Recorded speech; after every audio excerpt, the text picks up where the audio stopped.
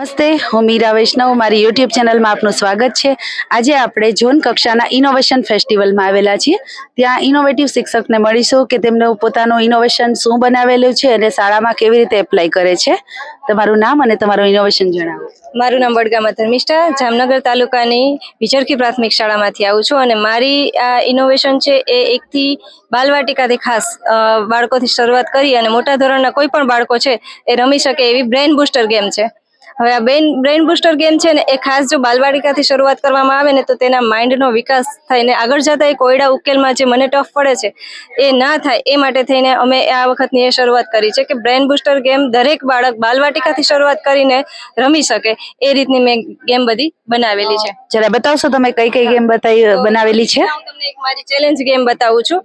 આ challenge game એવી છે કે તમારી પાસે એક પ્લેટ આપેલી છે અને આ પ્લેટની અંદર જંગલી પ્રાણીઓ મૂકેલા છે. હવે તમારે શું કરવાનું છે કે એમાં મેં 5 પ્લેટનો ઉપયોગ કરેલો છે અને એક ચેલેન્જ તમને અહીંયા આપું છું. મેં એવી 35 ચેલેન્જ બનાવેલી છે કે આજે પહેલી જ ચેલેન્જ છે એમાં એમ છે કે 5 હરણ દેખાય છે. હવે 5 હરણ આ તમારી આ પ્લેટ ઉપર છે એ દેખાવા જોઈએ. બાકી બધા એનિમલ્સને તમારે હાઈડ કરી દેવાના છે. તો કઈ રીતના? તો બાળક છે એ આ કાર્ડનો આ રીતના ગમે તે રીતે ઉપયોગ કરશે. તો હું તમને અહીંયા ફટાફટ બતાવી દઈશ કે આ 5 હરણ છે એ કઈ રીતના દેખાય. જો અહીંયા તમે જો તો આ કાર્ડ અહીંયા નહીં ચાલી શકે તો તમે એને ફેરવી પણ શકો. તો આ રીતના તમારે એ ચેલેન્જને સોલ્વ કરવાની છે. અહીંયા એક હરણ દેખાય છે.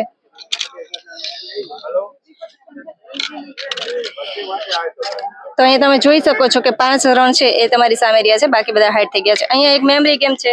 બાળક છે એ મોબાઈલમાં રમે છે પણ મોબાઈલથી આપણે દૂર કરવો હોય તો આ મેમરી ગેમ છે ખૂબ કામની છે અને બધા વિષય માટે ઉપયોગી થઈ શકે એવી છે. એમાં બધા વિષયો માટેના મેં કાર્ડ પણ બનાવેલા છે, બહુ ઇઝીલી બની જાય એવી છે અને લો કોસ્ટ છે. અહીંયા એક દર્પણ ઇમેજ બનાવેલી છે, તેના કાર્ડ અહીં મૂકેલા છે. માનો કે તમારે આ ઇમેજ મેં તમને કાર્ડ આપી છે તો એ ઇમેજ ક્રિએટ કરવા માટે તમારે પાસાને ફેરવવાના છે અને આવી ઇમેજ અહીંયા ક્રિએટ થઈ જાય છે. અને અહીંયા એક રંગભાત રમત છે. તો 3 વસ્તુનું કોમ્બિનેશન તમને જોવા મળે છે કે 2 કલર અને એક ડિઝાઇન. આ કાર્ડ કોઈ પણ એક કાર્ડ લેવાનું છે. તો આ 2 કલર ક્યાં છે? તો આ ઓરેન્જ અને ગ્રીન છે તો એ કલર અહીંયા છે. તો આ પટ્ટામાં જ આવશે અને એની ડિઝાઇન ક્યાં મેચ થાય છે તો ત્યાં તમે એને મૂકી શકો છો. પછી આ છે એક પાસો ફેંકો અને જીતો. 2 સામસામે જોડીમાં રમવાનું છે અને 2 ફેવરેટ કલર ચૂઝ કરવાના છે.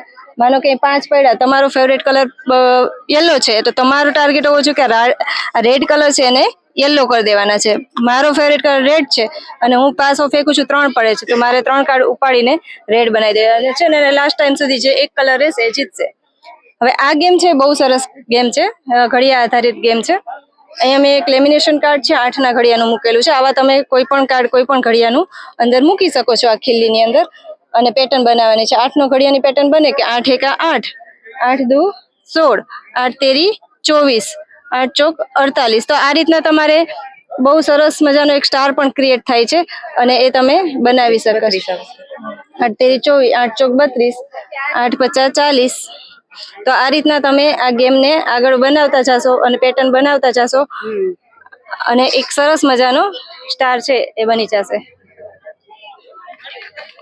આ બધા એમના કાર્ડ્સ બનાવેલા છે. તમને આવું બનાવવાનો વિચાર કઈ રીતે આવ્યો?